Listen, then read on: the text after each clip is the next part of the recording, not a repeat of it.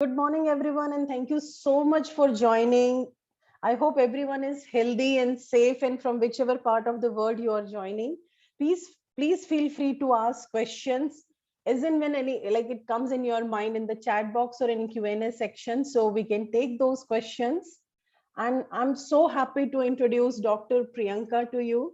Dr. Priyanka is general practitioner in Dubai and with more than 10 years of international experience, and she has treated wide variety of diseases and states and disorders with very high rate of patient satisfaction.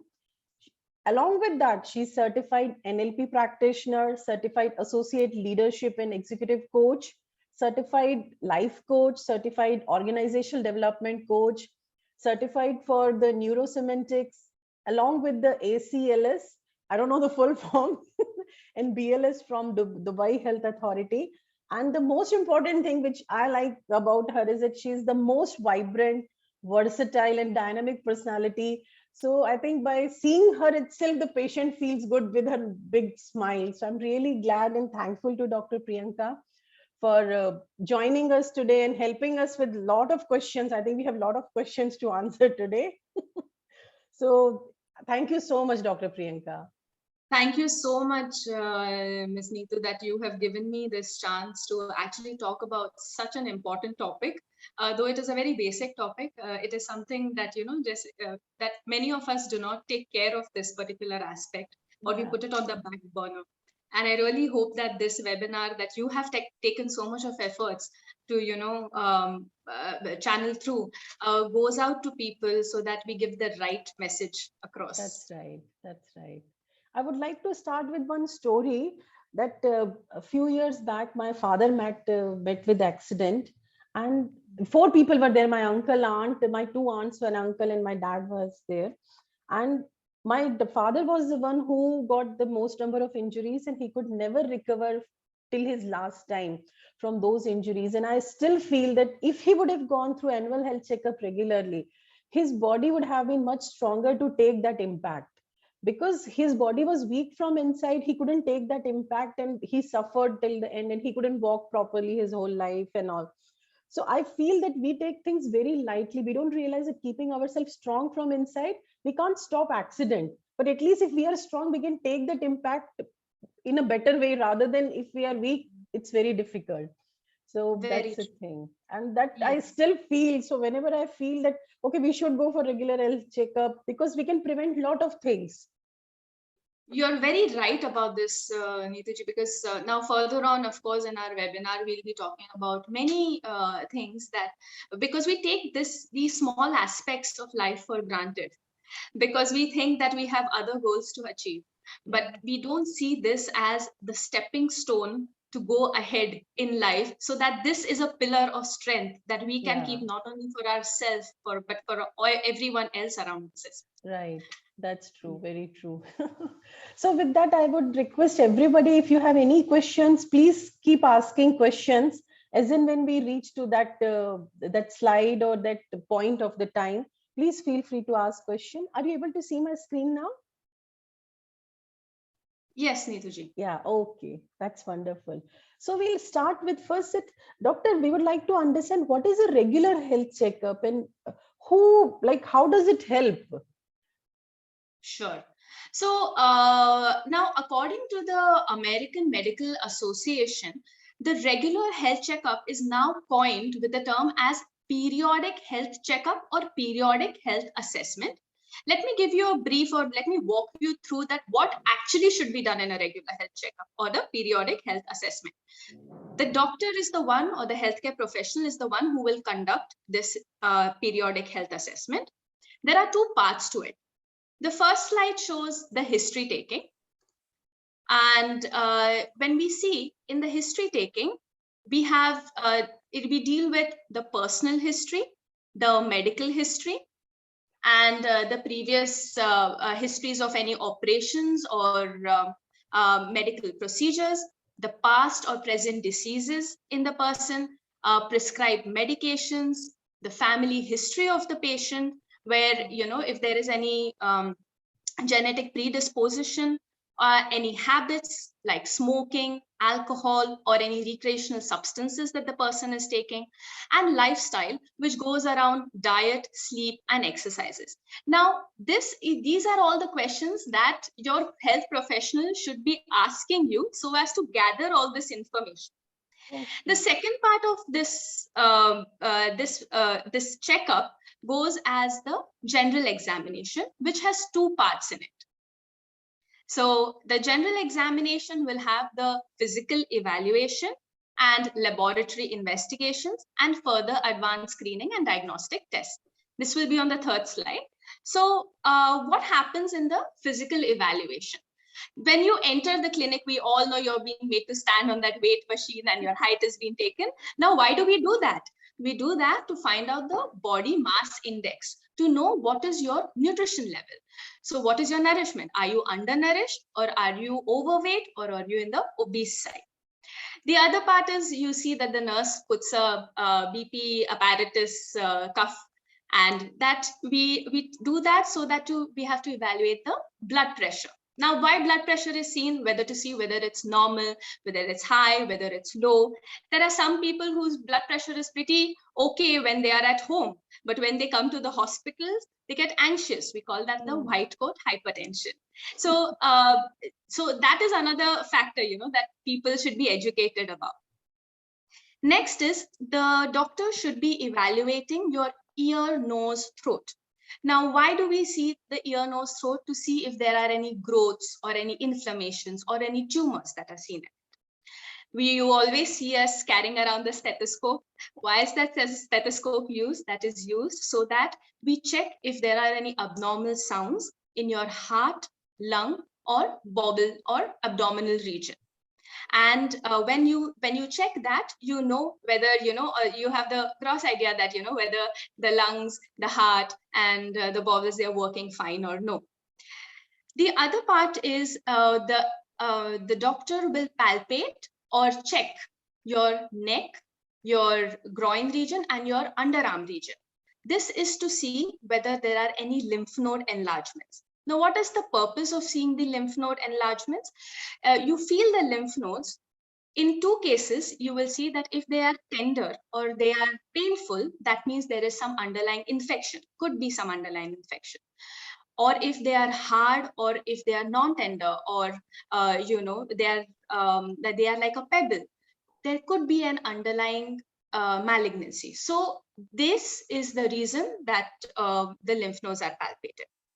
Going further, the whole skin is being checked all over the body, because skin is the largest organ of the body. And that has to be seen for two reasons. First is any discoloration, any growths. And second, also pallor, which is a very common sign in anemia, which has been, not evaluated in depth.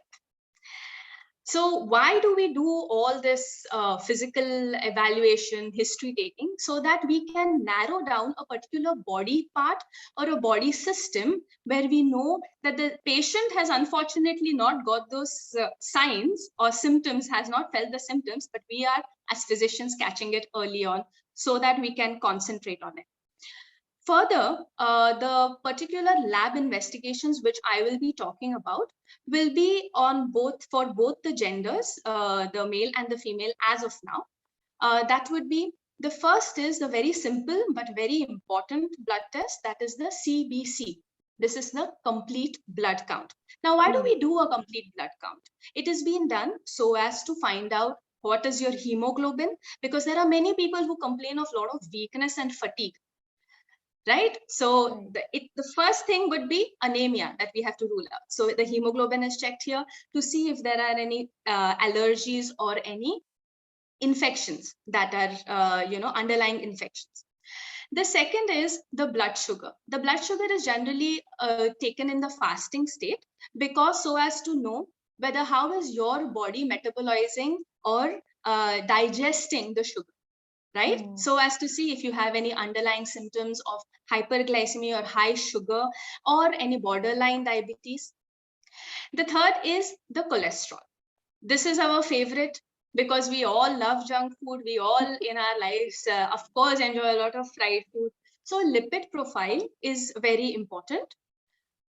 Fourth would be the uric acid. Now, uric acid is a very important test because nowadays, come what way, we eat or consume a lot of shelf food. We eat a lot of food with a lot of preservatives. These preservatives actually, unfortunately, affect our kidney and also increase our uric acid. Plus, those who consume a lot of red meat, those who consume a lot of protein supplements can be on the side effect of having high uric acids. Oh. Yes, the other important investigation would be the SGOT, SGPT. Now, SGOT, SGPT, it falls into the liver function test. Why do we do that? Generally to see because high cholesterol or high fats, bad fats, as well as alcohol consumption has an adverse effect on the liver. So that is why SGOT, SGPT is being evaluated. And last but not the least, the urine analysis is being done. Urine analysis is done so that we know how is your kidney functioning and how is your urinary tract health. Now, this is the basic initial checkup. If the physician finds anything very abnormal in these parameters, starting from BP to the blood test, then there are further advanced screening that the doctor can ask you depending on your age, your gender, and your medical history or your family history. Now, these are like ECG, X-rays, ultrasound, or screening for in women, it would be ovarian cancer, and in men, it would be prostate cancer. So this is something about, a brief about what is the regular checkup that we do and how it should be done. Wow, that's so insightful and wow, wonderful. I was just thinking about my reports because I do annually health checkup. So I was just thinking Right, about that. correct. Doctor, I No, have and one, that's a good thing. yeah. I have one question. Do we have like because different hospitals do different tests. So is there any guideline from government that these are the minimum tests need to be done if anybody comes for the regular check? Because I do regular every year, but I have never seen anybody checking the skin or like the details which you are giving. I don't remember anybody checking those things. Or yeah, couple of things I did not even like. I don't remember that anybody did those tests. So is there Yes, any correct, guideline? Neetu. Actually, the guidelines would be that, this is the ideal way of doing the checkup, but it is on the discretion of how much the physician knows you and what are the protocols of the hospital, and how much do the physicians also take the regular checkup seriously. Right. So, Yeah, I think. it all depends on that. It depends on the rapport that you have built with your physician as well, and how much information the physician has gathered from you. So this is part of our duty, and also is your right to know all of this. So Right. this is, yeah. That's wonderful. Doctor, now the next question which has come is that if somebody is feeling good, like they are feeling happy, they are feeling healthy, and they go regularly gym, they have not got fever or anything. Do you think that Yeah. they also need to go for the regular health checkup, or that's fine if they don't go until they fall sick? Neetuji, I would, please, can you go on this slide of the fourth slide, which would be after this slide? Unfortunately, the next slide, please. Why I would like to show that is after this slide is preventive healthcare has nothing to do with feelings. They have no feelings at all. That doesn't mean that we become a villain or anything like that. It's just that we do it so that we can prevent any untoward happenings or untoward life-threatening situations in the future. It's a reality check. Basically, a regular checkup is a reality check to show what is the real condition of the body, what are the real risk factors that our body has. What is it actually, what is not yet manifested but can manifest. And third is the real guidance that we require for these health issues. Now, instead of waiting for this big bang illness to come and ruin you, what we aim is to what we aim and what we really believe in is prevention is better than cure. So we do not do it as a form of a feeling, we do it as a form of a discipline. Right. That's Yes. wonderful, because I met so many people and like they say we don't have to go because I'm not sick. So why should I go and see doctor? Like we still have Yes, that taboo that why should we see doctor until we fall sick? correct. And I would also like to add actually the benefits of doing this health checkup. You know, what are the actual benefits that the people can have rather than waiting for something to happen to them. You know, first is early detection of diseases and risk factors. Now, what happens is routine checkups, it helps the physicians diagnose risk factors and diseases in very preliminary stages, in very early stages. So what we can do is we can restore the balance in health very early on. Right. Secondly, it increases the chances for better treatment and cure. Now, some of the diseases, you know, they will not manifest very soon. They will be gradually progressing, and then they will manifest on a big level, on the physical level. Now, instead of waiting for that, when we have caught it at a very early stage, we can give the right treatment, the better options of cure, and this leads to better prognosis, or you know, a better outcome. Third, this keeps you on track of your health. Now, we all know that health is the biggest wealth. You have all the wealth, but you don't have health. You cannot enjoy that wealth. Agreed. So, you know, being healthy also is a term, like, you know, just because you're not sick doesn't mean that you're not healthy. Wow, I love this one. That Yes. completely makes sense actually. That's wonderful line. Thank you so much. So, you know, it makes a lot of sense when, you know, even as doctors, we also, you know, we also have to be thinking on this at the end of it, that, you know, being healthy for us, what is it being healthy? It's just that the patient is not sick. That doesn't mean the patient is healthy. You know, here your physical, your mental, your emotional health, all of this makes a lot of difference. So we can guide you to keep all these three parameters of your life on track Right. That's in this wonderful. way. And fourth is, you know, it builds a rapport between you and your treating physician. These periodic health checkups, they actually help to develop a mutual trust between you and your physician. So this opens up a portal of honest conversations regarding, you know, your physical, your mental, your emotional issues. Now, this way the person is able to not only help themselves, but it kind of, you know, it helps to share the burden with whatever that you are going through with your physician. So your physician can become your best available confidant as well. That's And wonderful. Wonderful. yes, no, you know, these are very small things, but unfortunately, we do not see the importance of it. So I think this is my aim to you know, put light on all these small nuances, these small new things. That's wonderful. I remember 2 years back, I went through a surgery because there was some problem which I did not realize was there for so many years. And when it manifested at the level 4, and I had no choice, doctor said you have to go through the surgery, and I was on bed for some time. And what you Yes, makes complete sense. At that time, nothing was making me happy. I just wanted to get back to normal and start walking right. around in home. So nothing was, neither food nor TV, nothing was making me happy. I just wanted to get my health back. That's Right. And Neetuji, actually, coming back to those, you know, these two important points I wouldn't want to miss, because these are the actual benefits, the benefits of a periodic health. It actually reduces the healthcare cost over time.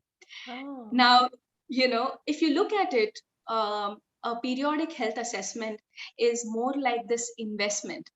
It's a small investment, but it will definitely ensure a better, brighter future for you in terms of health, in terms of harmony, in terms of peace, not only on an individual level, but also at a very family level or on a community level.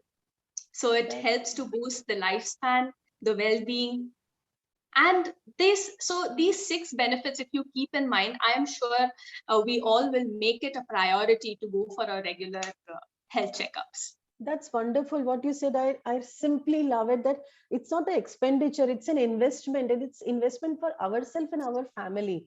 That's beautiful. Actually, this year, last year, we lost our like very close family friend, 22 years of friendship. And it was a big loss for our whole group. And I still feel in that case also, if like we would have gone for the regular health checkup, family would have known that these are the problems coming up and we could have taken precaution for that. So I think we realize sometimes a bit late and we learn from our mistake. That's the It's thing. it's never too late. Yeah, that's right. So doctor, next question is coming, is at what age one should start regular health checkup? So anybody who is above 18 years of age can go ahead with their regular health Okay, checkups. Yes.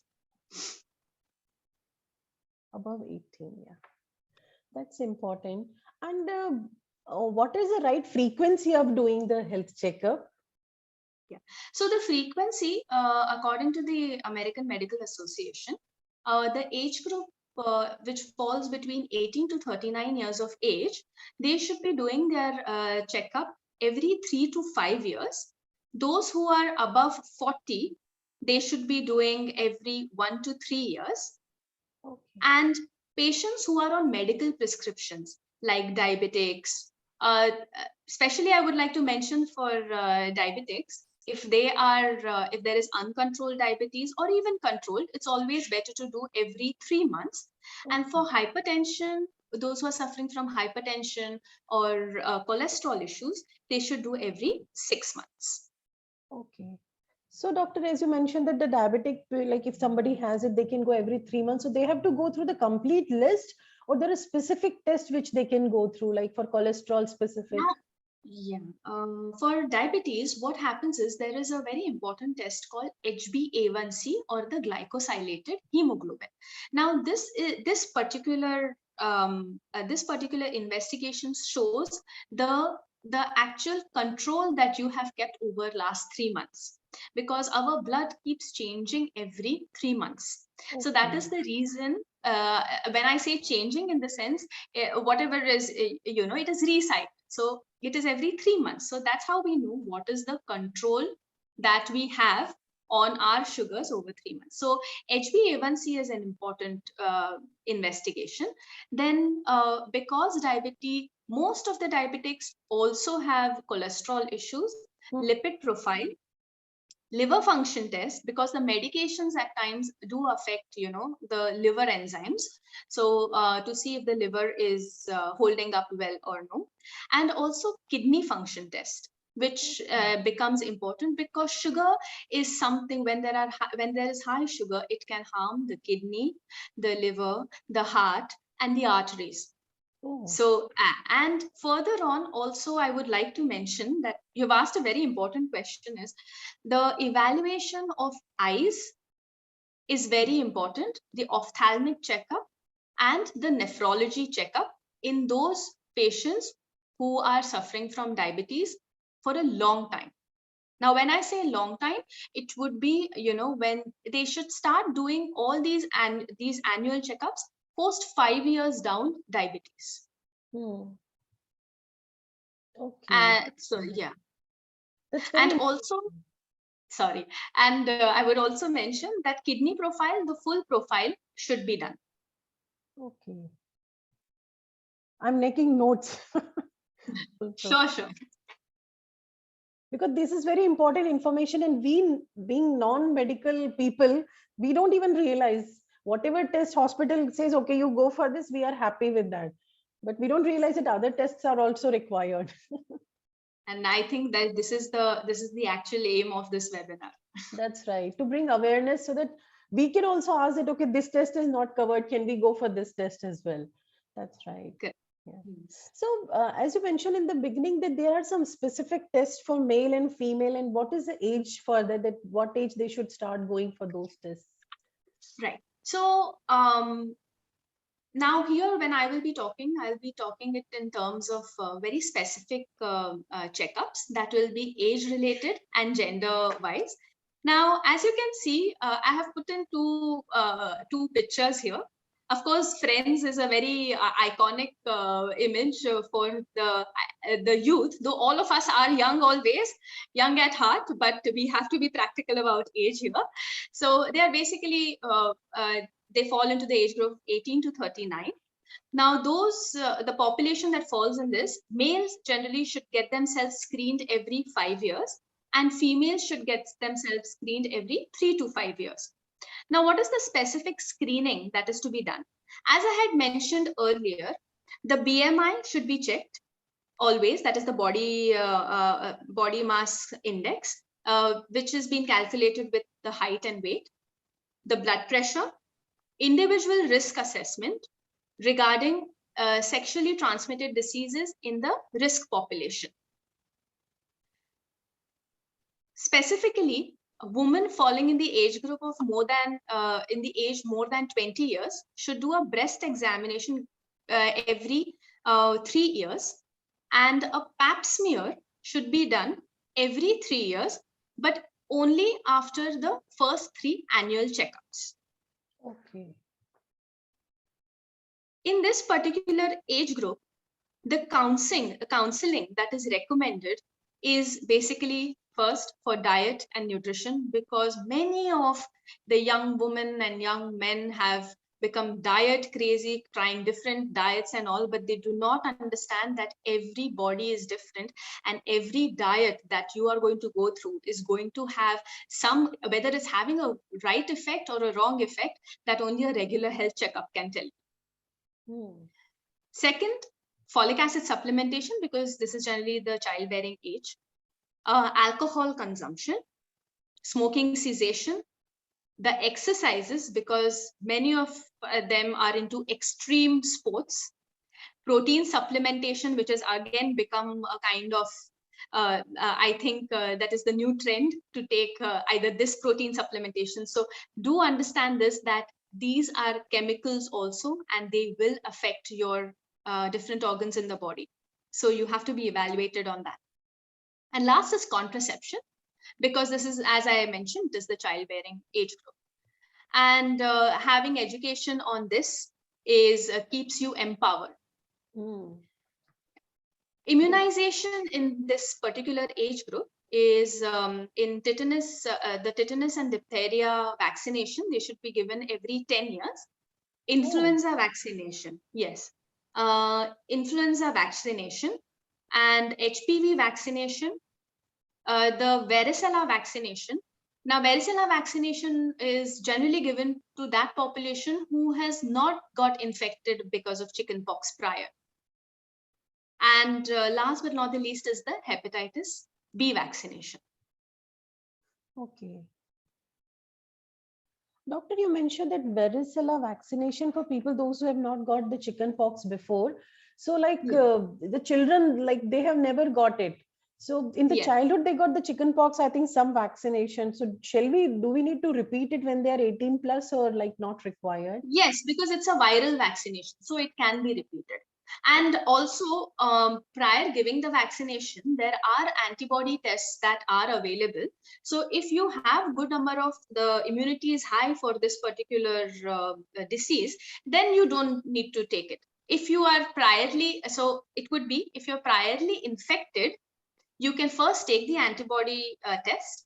And if the antibodies are low, then you can go ahead for a vaccination. If they are high, then you don't need to go for it.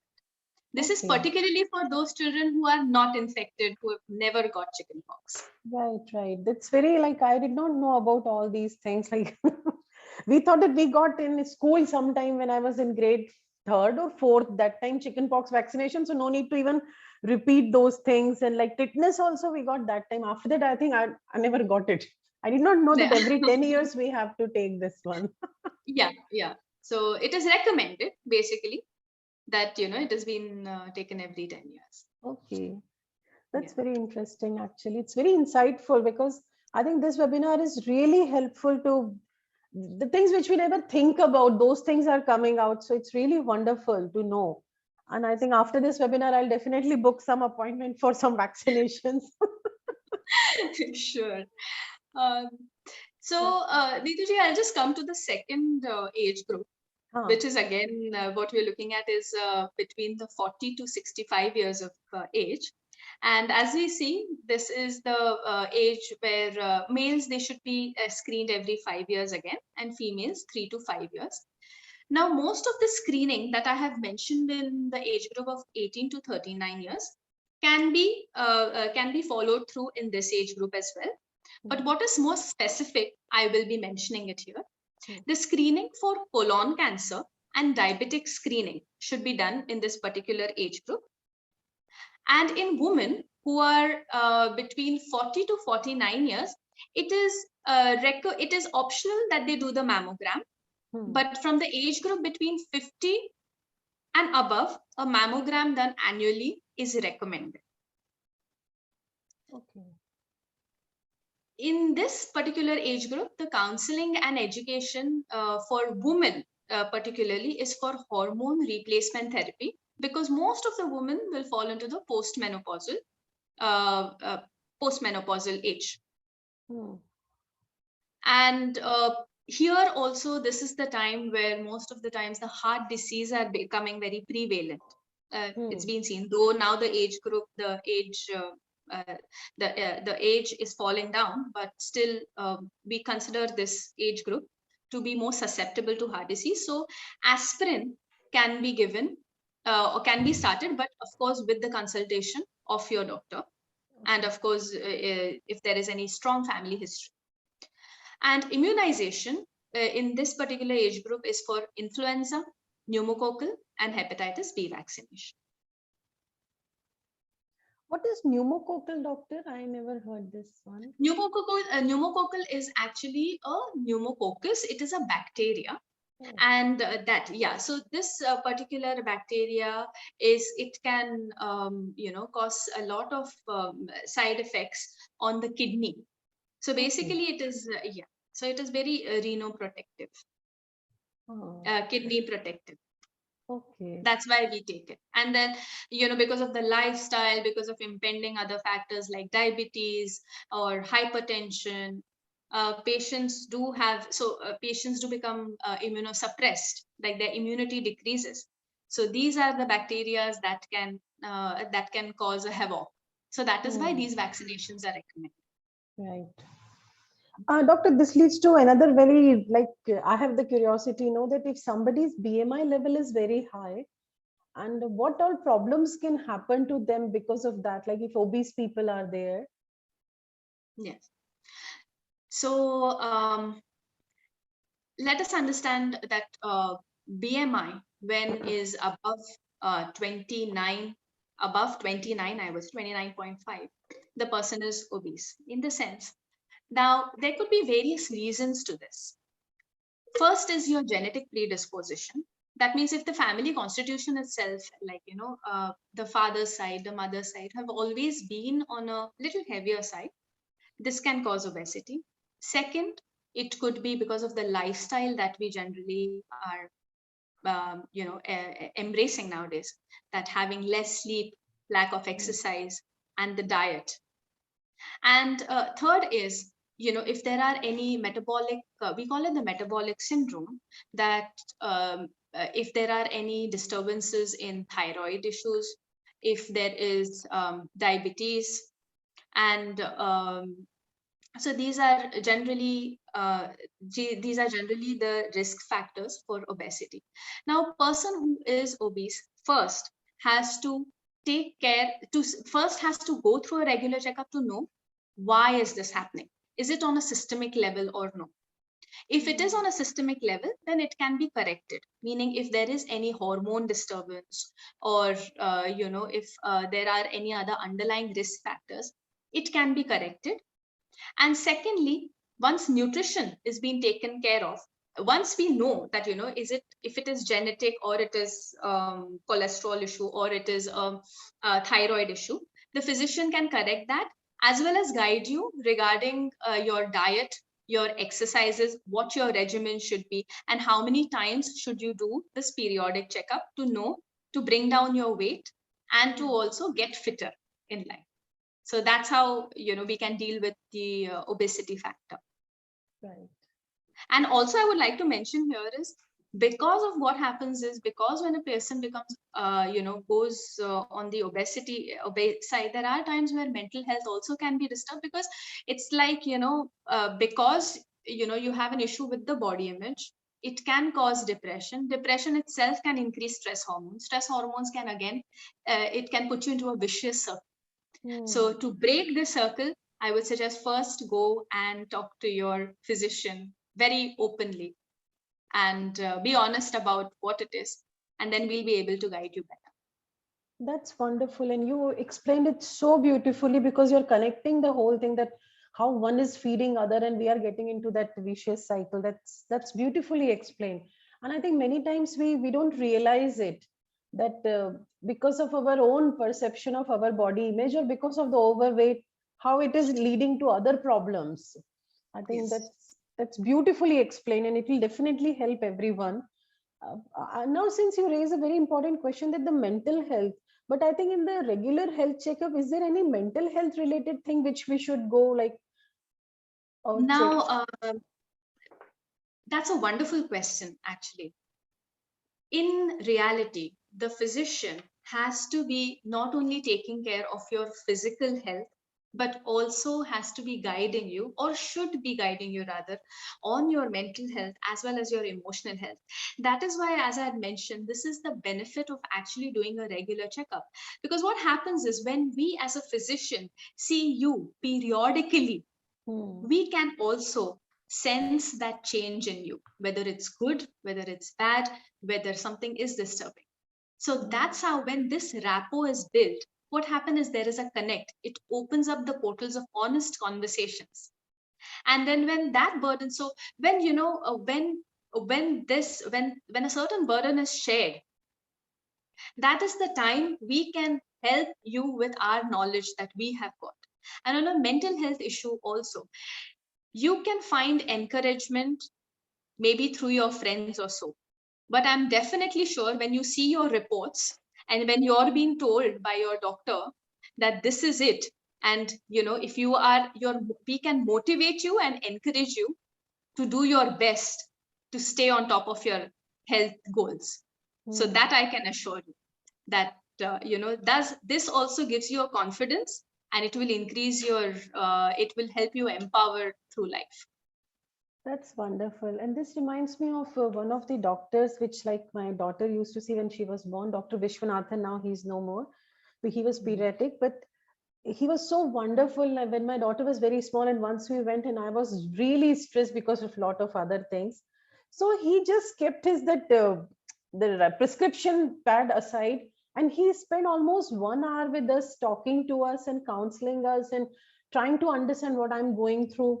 And I was so surprised, because normally, like, doctors, they see quickly and they want to see the next patient, but he called nurse and he said, ask other page, like, tell other patients to see the different doctor, I want to spend time with them.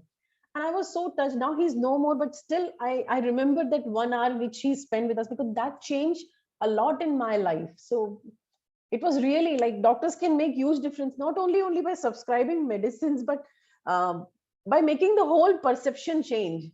Tears are coming in my eyes, because I still I have high regards for him, although he's not there anymore. Neetuji, you have hit a very honest point, that as a physician and even as a NLP practitioner, I truly believe that our aim shouldn't be of only filling up the prescriptions. Our aim should be actually seeing to it that we can help, or not even help. This is our duty, that we can. I hope you're okay. Yeah. I still remember how he made the change. So what I was, if he would not have given that time, maybe my life would have been different. So that was I beautiful. completely understand. That is, and that should, and Neetaji, that is our job. That is our job, to know how the patient, because tomorrow I can give the whole list of a pharmacy. I can give a list of medications, and I can tell a patient that, okay, go, just take it and you will be fine. Yeah.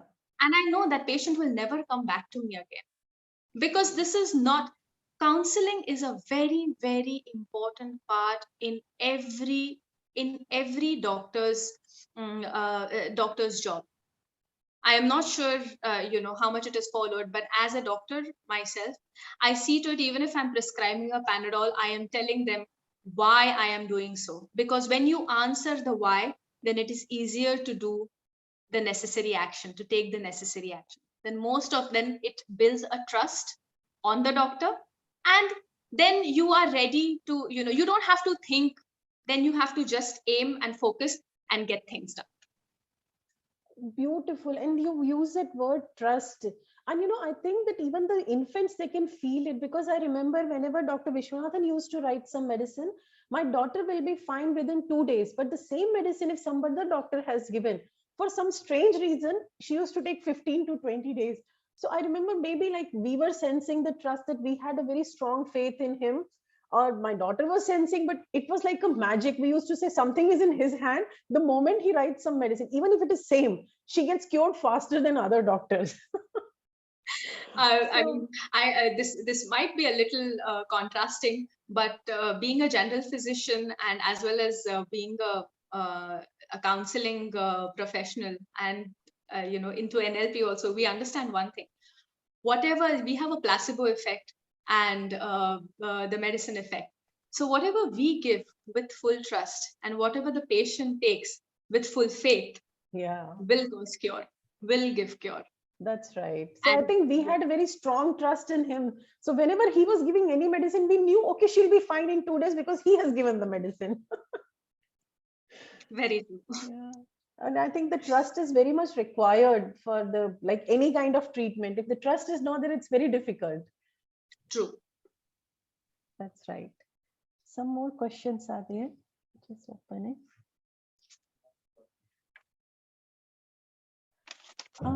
So we have seen that how we can, what is the list of minimum tests we have seen. Then the diabetic also we have seen the question, that question we have taken, because I'm getting some questions over here. Sure. And what are the chronic diseases which can be prevented by doing the regular health checkup? We have a number of preventive measures by which not only chronic diseases, but also there are ways that we can completely prevent the disease, that it wouldn't even come around us. So let me talk about the 3 types of preventive care that are available. First is the primary prevention. Now I'll also tell it with examples. We have a slide on that, Neetuji, so that our viewers will be more they will understand it more. You could, yeah. It would be the 3 types of preventive care. You would go a little ahead. Ahead, yeah. Next one. The one that is before this. You'll have to go a little more. 2 more slides more. Sorry. Yeah. Perfect. Just one more. That's it. So yes, so the 3 types of preventive care here we have. First is the primary prevention. Now let me explain what a primary prevention is. Now these are the interventions that are being done in a population who are at a risk of diseases. So we intervene further beforehand itself so that we can prevent these diseases. So example would be, the best example is immunization. In immunization drives, we give vaccinations. We give it to the population who is at risk so that they do not contract diseases. Examples here would be like, preventing measles, tetanus, even for that matter, influenza. And another example would be like flossing your teeth. You floss your teeth or you brush your teeth so that you don't get a decay. Correct? The second type of prevention is the secondary prevention. Now in secondary prevention, in the next slide, it will show that the risk factors, they could be of high, middle or low kind. Identifying these risk factors so that the diseases do not further on, do not develop into some life-threatening situation. And we prevent those risk factors, or we basically bring the balance of abnormality to normal health so that the diseases are prevented. So that is secondary prevention. Example here would be when we check the blood pressure, the cholesterol, or even we screen for pap smear, that is for cervical cancer. What are we doing here is, now suppose if we find some abnormalities in these tests, then we will directly put it, we can take the necessary action so that we can we can completely stop the disease from happening, by bringing or restoring the balance in health here. And last but not the least is, as you said, can we prevent? And here we can prevent the chronic diseases in secondary prevention. Because once the risk factors are being taken into account, and then when we act on it, then the chronic diseases can be taken care of. And tertiary prevention is, here the disease has already happened. Now, what do we do about it? Now our aim is to optimize the health, to optimize it in such a manner so that we give the right treatment, we do the right management, and then we help in stopping further degrade or further progression into a life-threatening condition. Example would be, a patient is having a heart disease. He's been just newly diagnosed of having a heart disease. So we do the necessary management, the treatment, and we do the lifestyle changes so that it doesn't progress into a heart attack. So that's tertiary prevention. Wow, and that actually wonderful. answers the preventive healthcare, what type actually they are. That's wonderful. And we can save like a lot of chronic diseases here. So yeah, this is so wonderful. Yes. And I think everybody should be aware of it, that like heart disease, diabetes, I think even there is a condition pre-diabetic. So when we do the Correct. regular checkup, we can know, okay, we are in pre-diabetic, and we can still save ourselves from getting into that zone of diabetes. So Needuji, actually this falls into the secondary prevention, as I had mentioned, because these are the risk factors.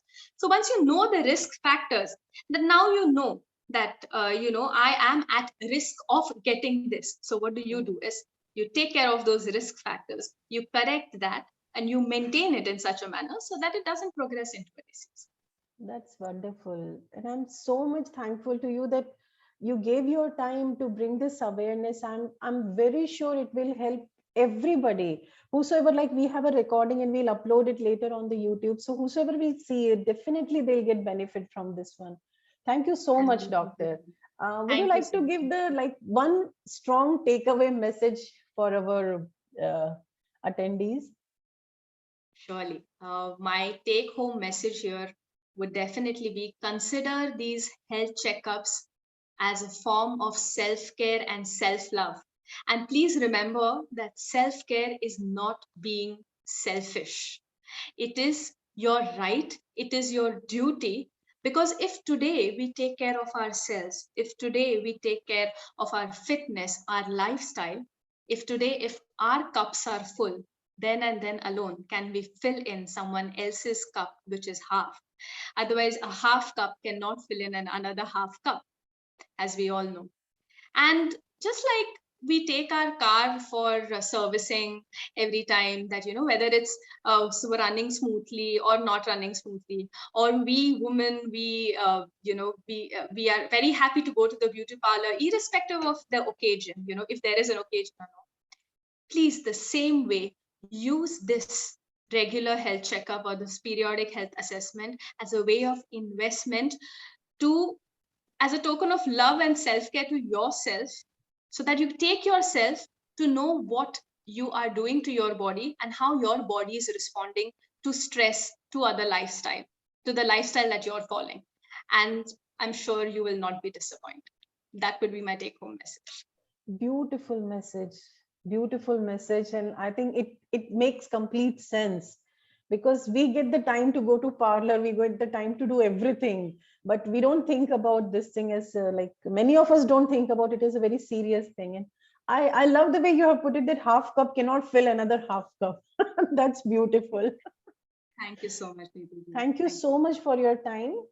And thank you everybody for attending this thing and this webinar and taking out time. Please spread this message. And if you have any questions, please connect with Dr. Priyanka. She's very active on LinkedIn and Instagram. So she's always there for help. Thank you very much, Neetuji, for giving me such an opportunity to spread such a vital message.